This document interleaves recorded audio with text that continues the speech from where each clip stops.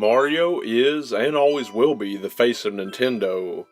He has appeared in over 200 games and is the most popular video game character of all time. Mario 64, Mario Party, and Super Mario World were the games I played the most from the series. One game I finally got to try a few years ago is Mario RPG Legend of the Seven Stars. I really enjoyed this title as it introduced new characters that were exclusive to the game, and you got to play with Bowser on your team. What many fans don't know is that Super Mario RPG 2 was in development for the Nintendo 64 disk drive. The game was shown off at Nintendo Space World in 1997 and received a positive reception from fans. Now, remember, Squaresoft was the king of RPGs during the late 90s, so they developed Super Mario RPG. While Nintendo was working on the sequel, they ran into legal problems with Square. Nintendo decided to drop the RPG name and began a new series called Paper Mario. It was released in 2000 on the Nintendo 64. What can be seen of Mario RPG 2 is 1 minute of gameplay footage and a few screenshots.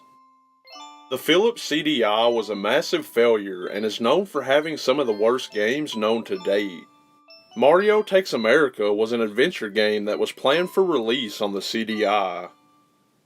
Other than being featured in a magazine ad, not much is known about the game.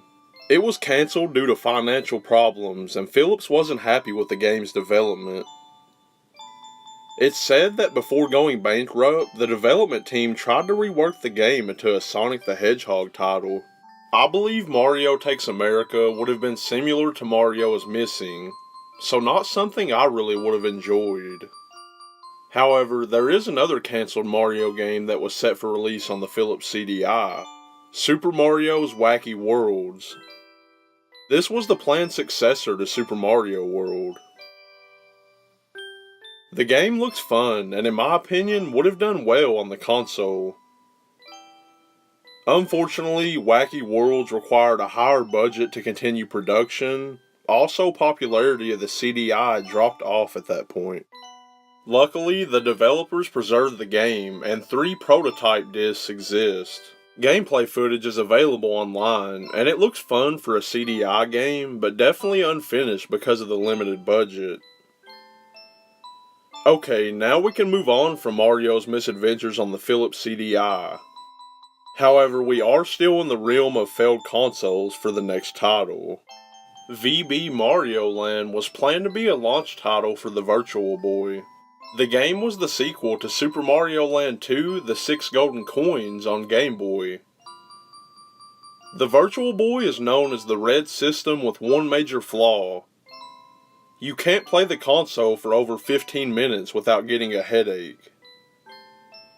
Even though the system was doomed from the start because of the way it was programmed, I believe Mario Land would have made a huge difference in the lifespan of the Virtual Boy.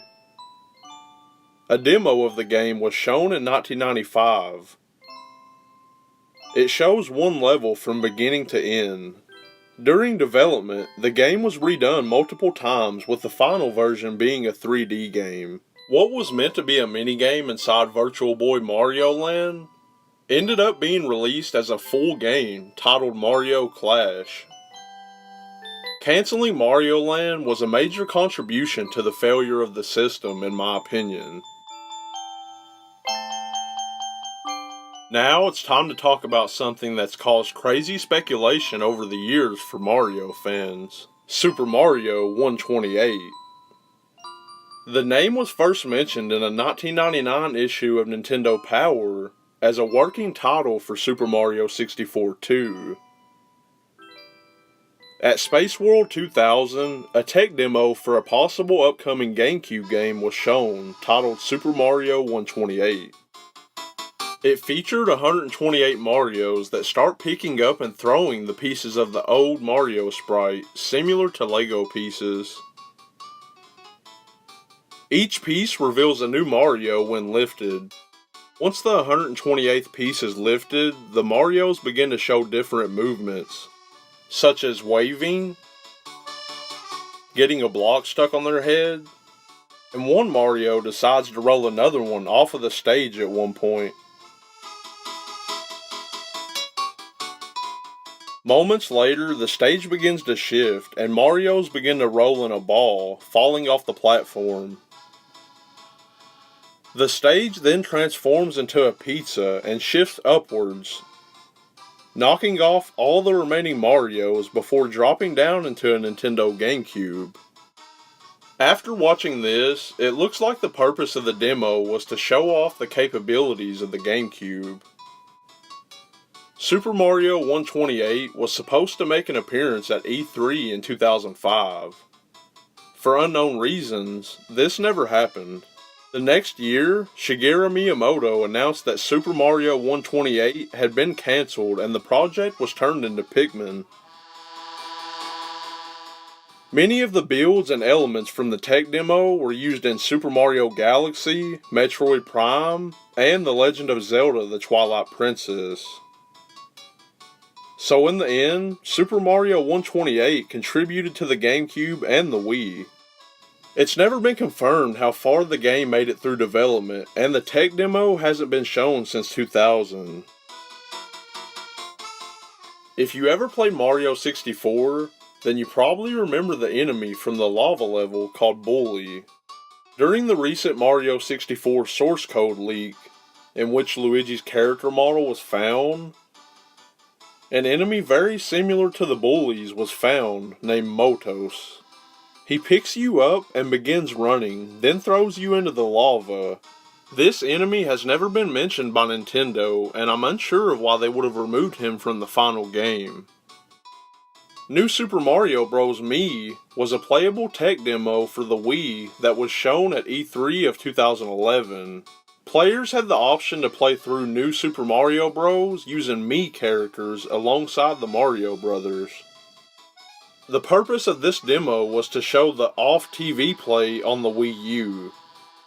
A fun fact about the demo is that if you select the Miis, first player's costume is like Mario, second player like Luigi, third player looks like Wario, and the fourth player is blue. After playing for 10 minutes, the demo would automatically restart. New Super Mario Bros. Mii was never made available to the public and has never been shown since E3 of 2011. I don't believe this will ever resurface. The last piece of Mario Lost Media that I want to go over is the early beta version of Super Mario Sunshine. The game shows noticeable differences such as the placement of the water meter. Some character colors were changed for the final game and some enemies were removed. One enemy that caught my eye while watching early gameplay footage is this giant running enemy called Trampling Stu. While running, small enemies would spawn from him. This stuck out because it didn't make it to the final game, but was heavily shown in early gameplay trailers. It's never been mentioned why Trampling Stu was removed from the game, however he does still exist in the game's source code. Looking at early footage of Mario Sunshine, you can tell a multitude of differences and the overall look of the game just looks different. That is the lost media of Mario. Let me know in the comment section which one of these piqued your interest, and let me know if you know anything else lost media that pertains to Mario. Sonic the Hedgehog is, and always will be, the face of Sega. Competing against Mario throughout the 90s, the character was a smash hit. Releasing his first 3 titles on the Sega Genesis, the Blue Blur never slowed down after the console wars, as Sonic Adventure was a Sega Dreamcast launch title. This game introduced new characters to the series like Shadow, Chaos, and Big the Cat. A sequel to the game was released a year later. These games are very fun and really develop the story of Sonic the Hedgehog. From the late 2000s to 2020, the franchise went in a few weird directions that contributed to the downfall of the character. However, with the release of the Sonic movie, things have finally turned around for the Blue Blur. Throughout the years, numerous projects around Sonic have been cancelled or weren't properly archived. This has led to lost games and concepts, so today, I present to you the lost media of Sonic the Hedgehog. The Sonic the Hedgehog movie was great and met with very positive reviews. However, if you followed the film project from the beginning, then you probably remember the original Sonic design being a lot different. In 2018, Sony Pictures was developing the Sonic movie, and this movie poster started to float around online. Along with the different Sonic design, we can also see Chris Pratt instead of James Marsden. Fans have speculated that Sony wanted to cast him in the main role, and this poster was more of a concept than official movie art. The next year, it was announced that Paramount Pictures were now developing the movie. A trailer was released, and the Sonic design was heavily criticized by fans. He looked too human-like, and this wasn't acceptable. Director of the film Jeff Fowler took to Twitter and responded saying, "The message is loud and clear." He went on to say in a later tweet, "You aren't happy with the design and you want changes. It's going to happen." Fowler meant what he said, and the new Sonic look is exactly what the people wanted. It's said that the estimated cost for the design change was around $5 million. This leads me to believe that a portion of the film was complete with the awful first design. Due to the fan backlash, these scenes will likely never see the light of day. And I guess that's not a bad thing. Over the years, there have been a few decent Sonic racing titles like Sonic Riders and Sonic R. But I'm going to talk about a more obscure racing game in the Sonic universe titled Sonic Kart 3DX. This is a kart racer that looks very similar to Mario Kart. Exclusively released on the Docomo flip phone, not many Sega fans got a chance to play the game, as it was only available through the Sega Cafe on this specific cell phone. The game has never shown up on any websites or emulators. No gameplay footage can be seen, and the only evidence of the game is the title card and a few screenshots. Sonic 16 was a planned game for the Sega Mega Drive. It was based on the Sonic the Hedgehog TV series. Because of this, the game looked very different from the original Sonic on the Genesis. A prototype was created in 1993, shortly after the release of Sonic Spinball. Level design and objects in the game were much larger than the original Sonic game. Also, Sonic was slowed down a little to make the levels work properly. However, he does have some new attack moves like Spike Blast and Ring Attack. A big positive about Sonic 16 is that it would have been heavily driven by the story. Although this project looked promising, after the Sega team played the demo, Yuji Naka gave it a thumbs down and was no longer interested in the project. Sonic 16 was officially cancelled.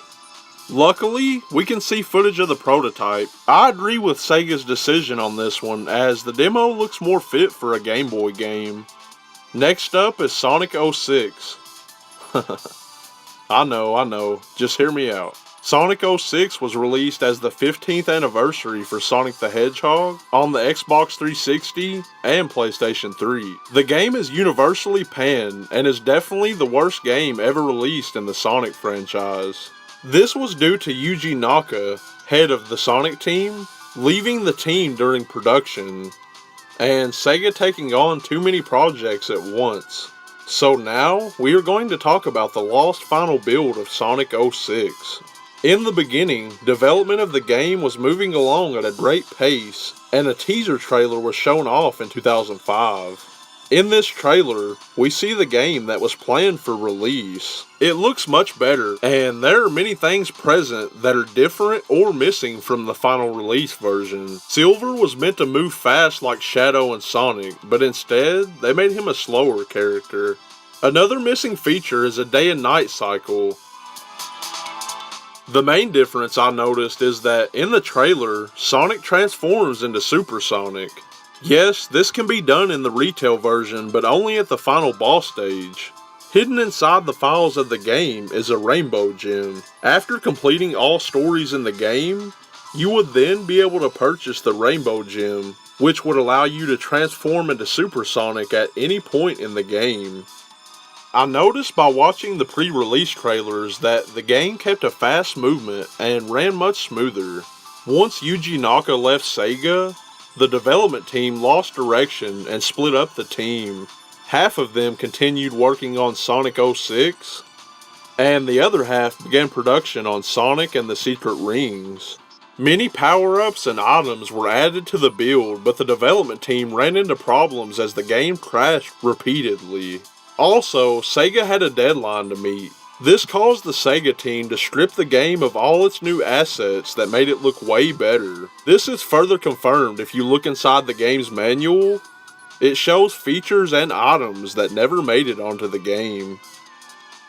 Adventures of Sonic the Hedgehog is an animated series about Sonic and Tails.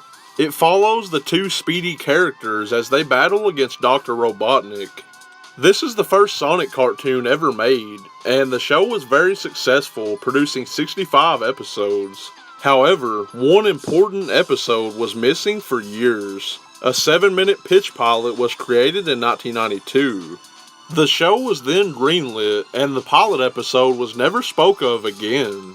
Throughout the years, fans noticed that during the end credits of the show, a few scenes were shown that were not from any of the 65 episodes. The lost media community also grew interest, and it was always speculated that these clips were from the lost pilot. Finally, in 2009, out of nowhere, the full pitch pilot was uploaded online.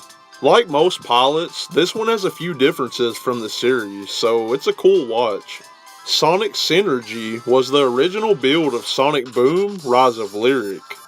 Sonic's design was different and more like the original look, as his arms are still tan and not completely blue. A trailer of Sonic Synergy can be viewed online. In this, we can see Amy and Eggman look different than the final version. I don't think this original build would have made the game too much better, but I really do like the name Sonic Synergy. Sister Sonic was an RPG game that was being developed for the Sega CD. The game would have been an American release version of the game Popful Mail, with the characters now being Sonic and his friends, including a new girl character who was presumably Sonic's sister. In 1993, Electronic Gaming Monthly announced the game in their magazine, mentioning that it would be shown off later that year at the Toy Fair. This never happened, and it enraged Sonic fans, leading many of them to send angry emails to Sega, demanding the game's release. This backfired on the community, as Sega didn't take this lightly, canceling Sister Sonic immediately. No prototype was ever shown to the public, and to this day, no video footage or screenshots can be seen of this game. Sonic Armageddon is a film that was first thought up by Ken Penders in 2003. It was to follow the stories of the Sonic the Hedgehog animated series and the Sonic Archie comics. 4 pieces of concept art was created to pitch the film, along with a short concept video. During the movie, Sonic's planet Mobius would be destroyed. The plot was said to have been more mature themed than the comics and the cartoon. There was always a rumor that DreamWorks Animation partnered with Sega to work on Sonic Armageddon. This is false, as it was debunked in 2019 when Ken Penders stated that he pitched the movie directly to Sega. Sega was unsure to pursue the project or not, and what may have affected the decision is that the show Sonic X was being developed at this time. So potentially having 2 different Sonic storylines at the time could be problematic, to say the least. Due to reasons like this and some corporate changes at Sega, Sonic Armageddon was cancelled in 2007. Sonic Extreme is a platformer game that began development in 1994 for the Sega Genesis, and was then moved to the Sega Saturn. This was going to be the first 3D Sonic game. Using the Nights into Dreams engine, the game was in development for almost 2 years. Sadly, the development team suffered from bad management, as the crew literally worked so hard that they all became very ill. Because of this, the team were unable to meet deadlines for the game, and production of Sonic Extreme was shut down in 1996. Instead, Sega ported Sonic 3D Blast to the Sega Saturn, a game that no one asked for. Luckily, in the recent years, a build of the game was found online, and fans finished putting it together. Now, Sonic Extreme is playable, putting this piece of lost media to rest. Sonic Saturn was meant to be the main Sonic game on the Sega Saturn. The game began development in 1995, set to use a more realistic looking engine than Sonic Extreme. Fans were very excited to play this game. Unfortunately, Yuji Naka wasn't a fan of Sonic Saturn after playing the prototype, leading Sega to promptly cancel the game. All that can be seen today of Sonic Saturn are a couple of screenshots. Sonic Pool is a bonus game that would have been inside of Sonic Saturn. You would have played Pool as Sonic. We can see the title card for this game. Sonic Adventure is a fan favorite. First released as a Dreamcast launch title, I grew up playing the Nintendo GameCube version. One thing many fans don't know is that the game was originally being developed for the Sega Saturn. First titled Sonic & Knuckles RPG, the game was conceptualized as an RPG featuring Sonic and Knuckles as the main characters. The Sonic team wanted to include more characters and make the game more story-based. A prototype was created for the Saturn, but due to the massive failure of the console, Sega made a decision to move this project onto the Dreamcast. This engine for the Saturn was left behind and reused for the hub world in Sonic Jam. The plan was for the characters to keep their classic designs, but the Sonic team decided it was time for a new, polished look, bringing in Yuji Yukawa, creator of Ristar, to create the new designs. This was a smart move and brought together the amazing game we all know and love. In November of 2020, Sega held a charity live stream. Rewards were set for different amounts of money donated. Never seen concept art from Sonic Adventure, Sonic Adventure 2, and even some unreleased music tracks from the games. All donation tiers were met, and Sega delivered. Now we can finally see what Sonic Adventure would have looked like on the Sega Saturn. I am glad the game was released on the Dreamcast, but I do really like the Saturn look of Sonic Adventure as well. That is the lost media of Sonic the Hedgehog. Rayman is a side-scrolling platform game created by Ubisoft where you battle through 6 different worlds. The main objective is to free the caged Electoons in order to reach the final boss, Mr. Dark. Released in 1995, Rayman was on a number of different consoles including the Atari Jaguar, PlayStation 1, and Sega Saturn. The game was greatly received, so Ubisoft immediately began development on the second installment. Rayman 2: The Great Escape was released in October of 1999 on the PlayStation, Nintendo 64, and Sega Dreamcast. This game has an amazing story and introduces new characters. Rayman 2 is held in high regard, and rightly so, as it's one of my favorite games of all time. The first 2 games garnered a cult following for Rayman, but something many fans don't know is that the game was originally planned for the Super Nintendo. Rayman creator Michael Ansel posted pictures of the prototype and a gameplay screenshot in 2016. He stated that the ROM had been lost for 24 years and he finally found it. Another obscure Rayman title is a mobile game called Rayman Garden. It came as a pre-installed game exclusively on 2 phones, the Mitsubishi Triumph Eclipse and Mitsubishi M21i. Rayman Bowling was also included. The objective of the game is to find all the Lums. Along the way, you must avoid monsters, and also featured in the game is a bad Rayman. Due to its exclusivity on these old Mitsubishi cell phones, Rayman Garden was lost for years and was barely spoke of. Only screenshots of the game existed. However, in 2018, YouTuber FrameRaider shared this gameplay of Rayman Gardens after purchasing one of these phones. For an early 2000s mobile game, it looks fun, and I definitely would have played it back in the day.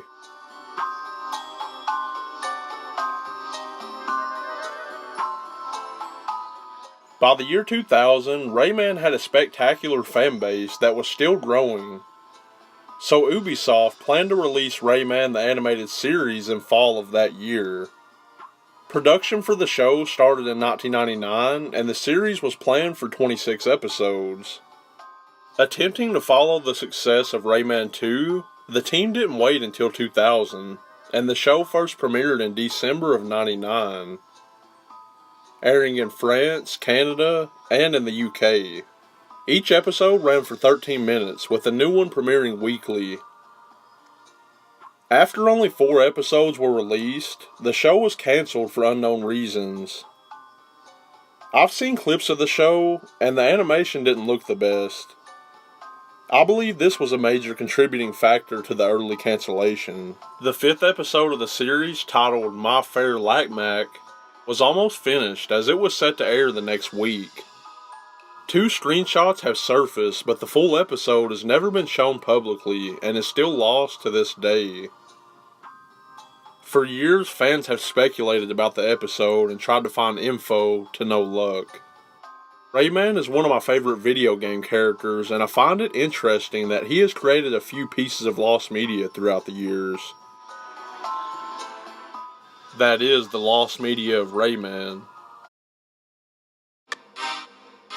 Banjo Kazooie is a 3D action platformer game where you play as a bear named Banjo and his bird named Kazooie. Developed by Rare, it was first released on the Nintendo 64 on June 29th in 1998. Banjo Kazooie was a massive success and received high praise from critics. Rare then released Banjo Tooie in the year 2000 on the N64. This is an amazing game and made the series wildly popular.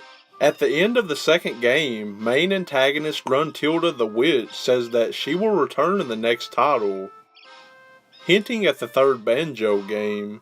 This planned title was called Banjo 3. At Space World 2000, Nintendo wanted to show off some of the upcoming premiere games for the GameCube. Alongside Super Mario 128 and Luigi's Mansion, a short demo was shown called Banjo 3. The video is less than 15 seconds and shows Banjo, Kazooie, and Mumbo being chased down by Gruntilda's henchmen. This excited fans of the series, as it looked like Banjo and Kazooie were going to make their way to the GameCube. This would later be debunked by a creative designer at Rare, stating that Banjo was never planned for the Nintendo GameCube. Fans have speculated that the tech demo was just meant to show off the capabilities of the console. After Microsoft's acquisition of Rare in 2002, an Xbox development kit was found that contained a build titled Banjo X. After booting it up, a black screen appears showing a text that says some files are missing. A level called Mumbo's Mountain, a few items, and a handful of character models were found inside the build. One of the game's designers said on Twitter that he remembers this project, but not much work got done with it. I wish Microsoft would have taken Banjo more serious and released a game on the original Xbox, because we waited around for years just to receive Banjo Kazooie nuts and bolts, which was a disappointment and ultimately killed off the franchise. Before I go off on a rant about that, let me get back to the video. In 2003, THQ released Banjo Kazooie Grunty's Revenge on the Game Boy Advance. But one thing that many people don't know is the game was originally planned for a 1999 release on the Game Boy Color, and was going to be called Banjo Kazooie Grunty's Curse. This build of the game featured a different story. It starts off with Mecha Grunty approaching Banjo and the crew. She transforms Kazooie into a monster blue bird that will now help Gruntilda and puts a curse on Mumbo. This causes him to charge at Banjo and start a fight while Mecha Grunty escapes with Kazooie. There are also 2 levels that were cut from the final version. The level Mohindra Banjo was removed early on in development, however the level Fiery Furnace was almost left in the final game. It was even shown off in early versions. A transformation for Banjo was removed where he would turn into a bumblebee. All we can see today of Grunty's curse are some level descriptions and a few rough pieces of concept art. In 2007, production began on a Banjo Kazooie animated series. planned to release alongside the new game Banjo Kazooie Nuts and Bolts. It's said that the show would have been created with CGI, even though the concept art is 2D. This sounded like it could be enjoyable, and I definitely think Banjo has a storyline worthy of an animated series. The art style was going to take a different direction than the usual look from the 64 games.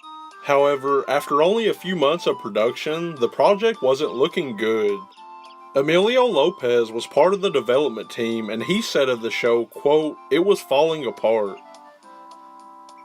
stating that it had been revised too many times as the main problem that halted development. In 2008, Banjo Kazooie the animated series was cancelled. It was never officially announced and seemed to just be forgotten about. No animation was ever created for the show. All that can be seen is a few pieces of concept art. Banjo Kazooie was a racing game that began development in 2004 and was set for release on the Xbox. In the game, players would be able to build their own karts and race against characters from Banjo Kazooie and other Rare titles. However, development of the game wouldn't last long, and it was cancelled before any proper announcements. Because of this, only 2 pieces of concept art can be seen. A prototype for the game has never been found, so it's unknown if one was ever created. When it comes to cancelled Banjo racing titles, it doesn't stop there. Banjo Karting, codenamed Banjo the Fast and the Furious, was a planned game that was being developed in 2007. It was set to be released on the Xbox 360 just before Banjo Nuts and Bolts. Vehicles had a more realistic look, and you would race as Rare characters. Due to Microsoft shifting the direction to Kinect games, Rare had no choice but to cancel Banjo Karting. What can be seen of the game today are some pieces of concept art. No gameplay footage has ever been found. Part of the game did survive inside the Xbox 360 version of Sega All-Star Racing. There, you can race using one of the cars designed for Banjo Karting. Now for the #1 piece of Banjo Kazooie lost media.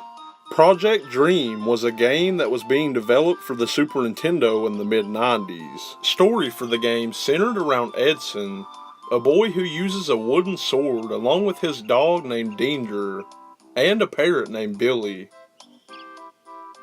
Edson causes trouble for a group of pirates and their leader, Captain Blackeye. Captain Blackeye was the main enemy in the game, as he and his crew would try to capture the boy. A prototype was created using the same advanced computer modeling as Donkey Kong Country. Composer Grant Kirkhope said of the demo after seeing it, he was blown away and the game looked beautiful. After watching footage of the game, I agree. This prototype consisted of 1 level and an intro to the game. Upon further development, the team decided the Super Nintendo didn't have the power they needed. Production of Project Dream was moved over to the Nintendo 64. Developers started using the 64 disk drive and decided on a 3D RPG game. While implementing a unique 3D terrain system, the team ran into a problem, as the N64 did not have enough power to render the environment at a steady frame rate. Acting fast, Rare made another switch.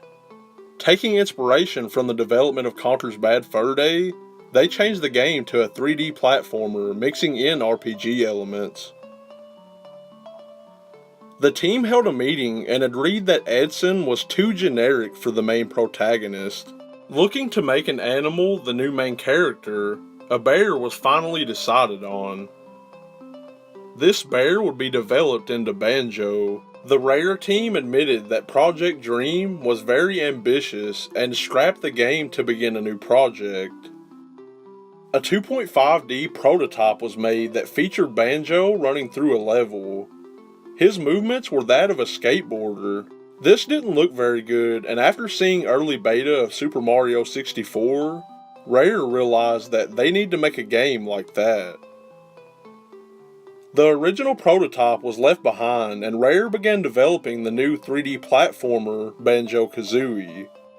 During the sequel title Banjo Tooie, you can go into a bar and there you will find Captain Black-Eye, the main enemy from Project Dream. He goes on a rant about how a bear stole his game. I'll play a clip of it here.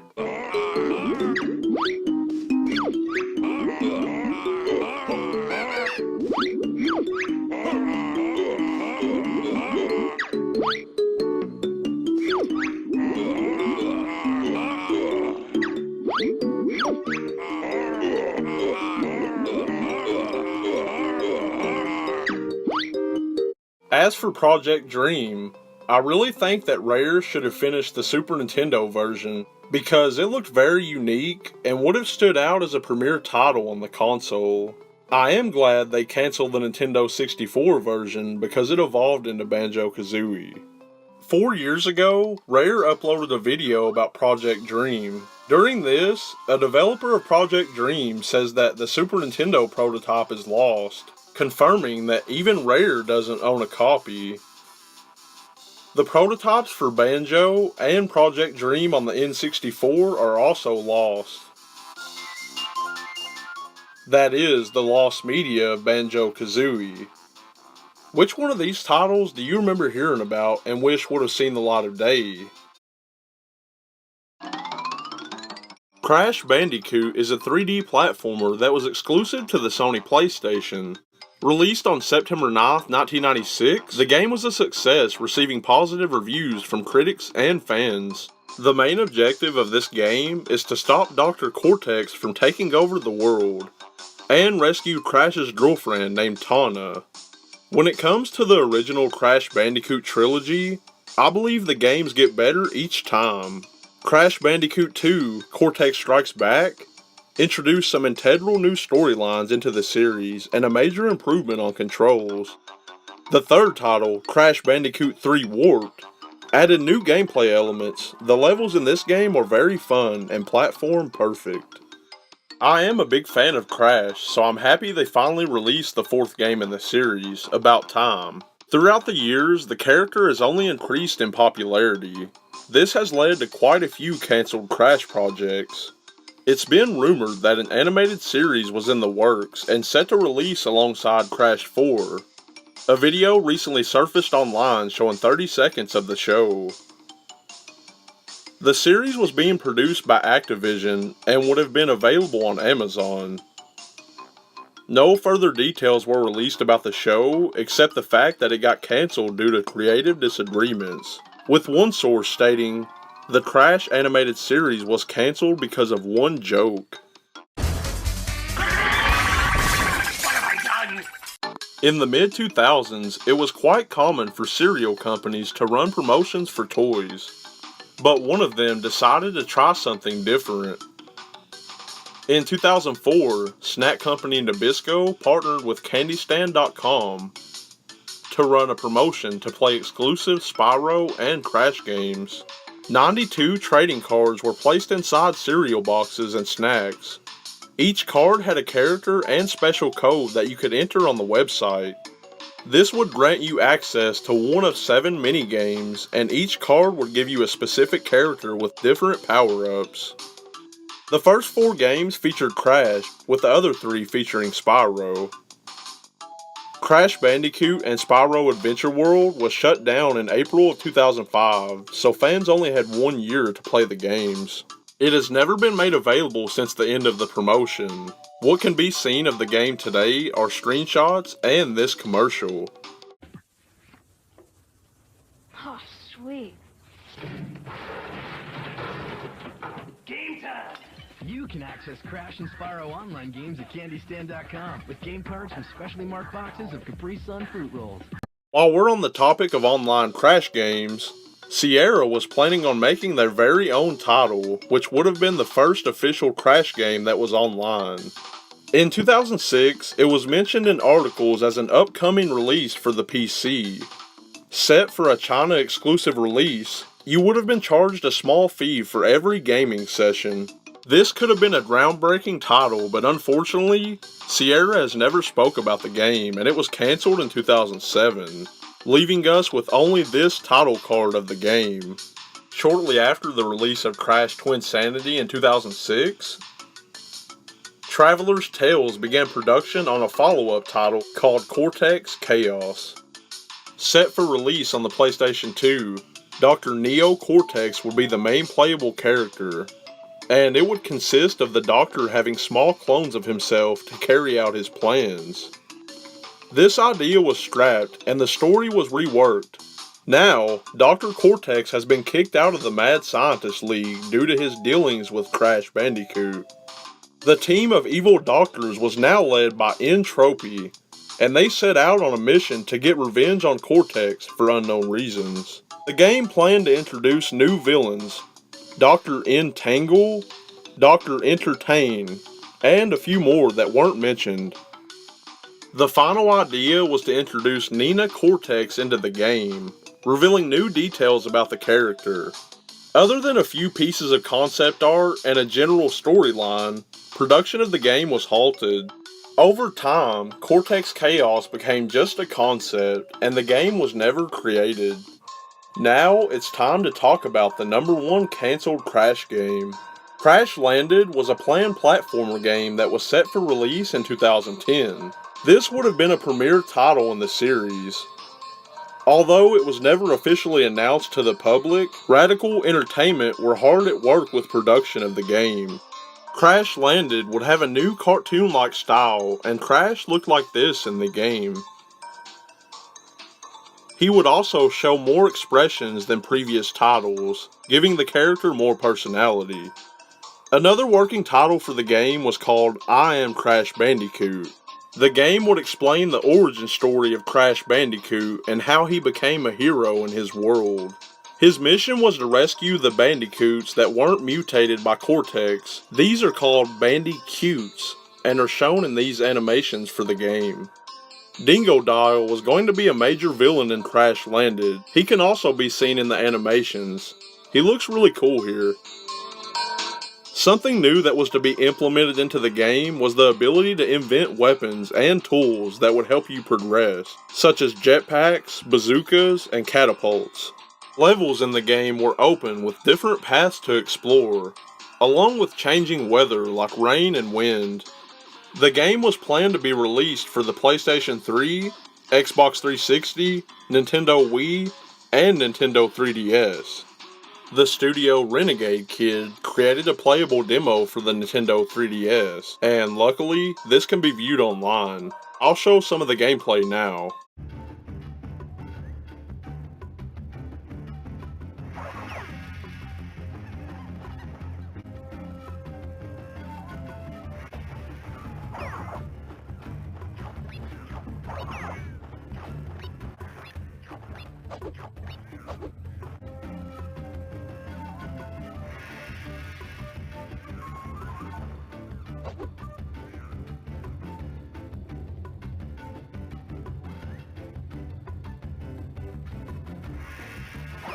An agency located in Canada named Ansel Creative Group made a promotional kit for the game. This would include a special DVD and a map for the game. Interestingly enough, the front of the case says, I am Crash Bandicoot. So maybe that's the title they decided on. Also on the map was a McDonald's promotion for a McWumpa burger, showing that the team put really hard work into making this a big title. Radical Entertainment began developing a racing game to tie in with Crash Landed. Footage of the game shows Crash and Dingodile in their new look. Also a shark character who would have been a new enemy in Crash Landed. No details have been released about this racing game. Around 3 minutes of gameplay footage can be found online.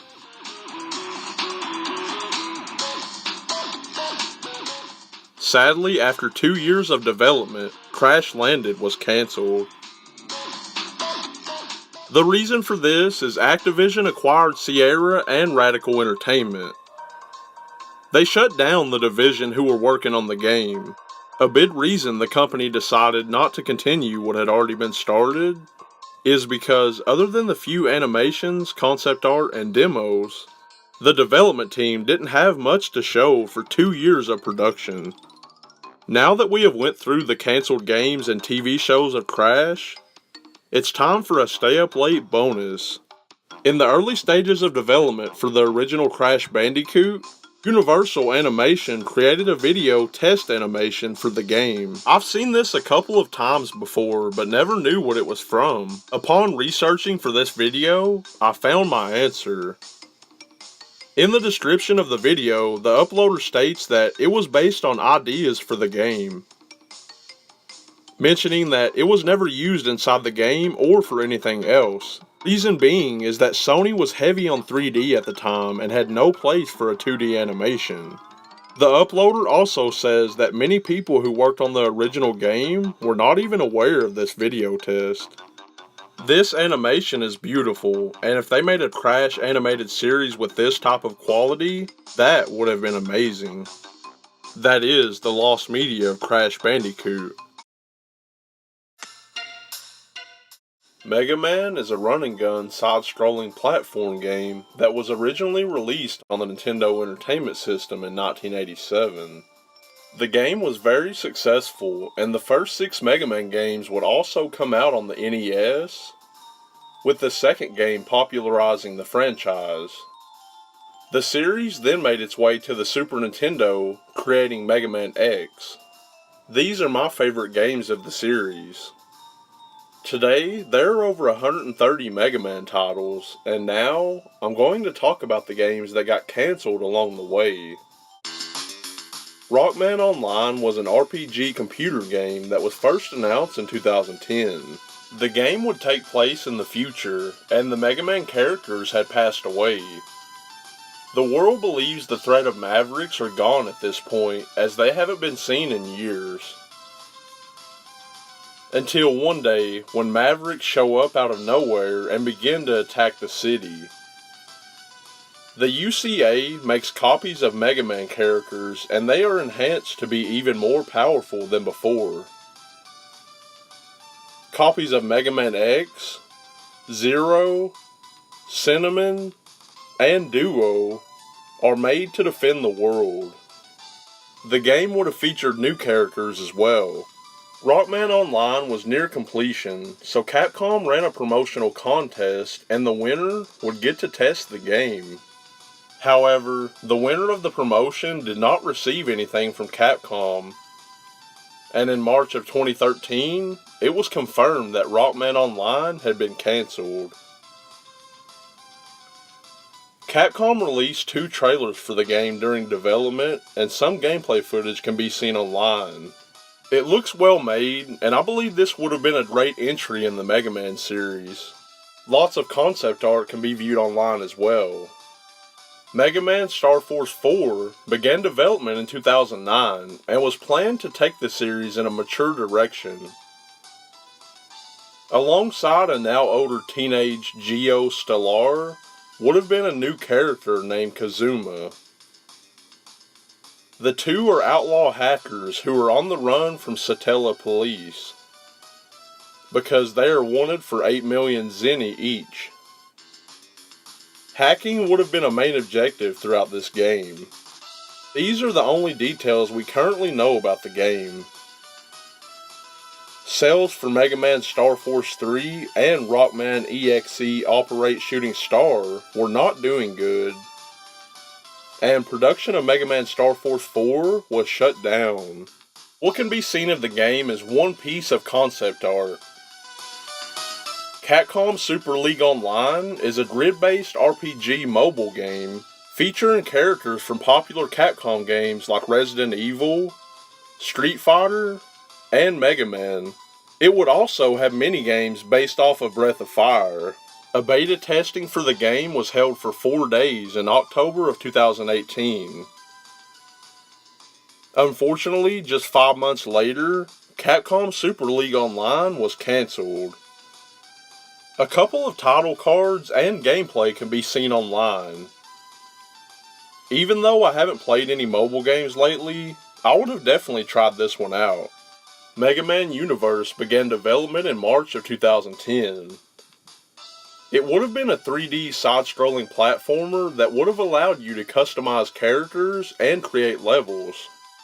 In July of the same year, a teaser trailer was shown off, and from this, fans learned that Ryu from Street Fighter and King Arthur from Ghosts and Goblins would be featured in the game. Developers from the original 6 Mega Man games were working on the project, and it was looking great.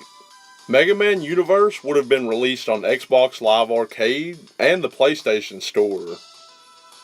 But after Mega Man producer and artist Keiji Inafune left the team, the game was cancelled shortly after in 2011. When I think of Mega Man, a first-person shooter is the last thing that comes to mind. Nonetheless, we almost got one. Capcom began working on the project in 2010 and gave it a codename, Maverick Hunter.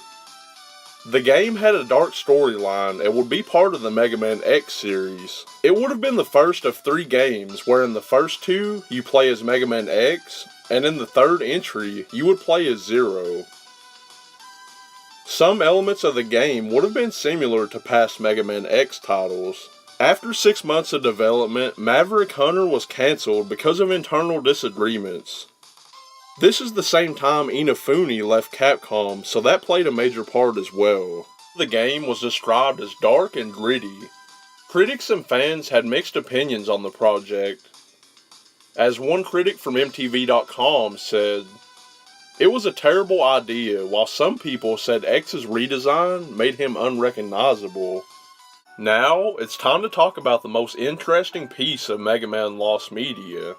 At a Nintendo press conference in 2010, it was announced that Mega Man Legends 3 would be released on the Nintendo 3DS.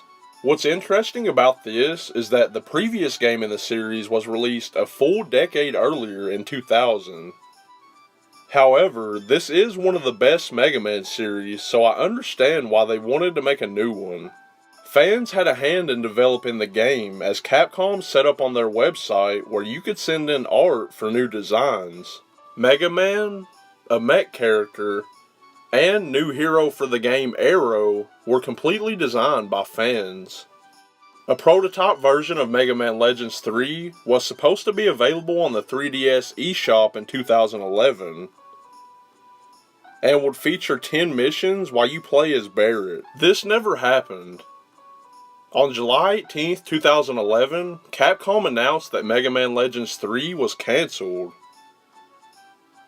Cup of Tea Productions, the team who did voice recordings for the game, said the prototype was near completion.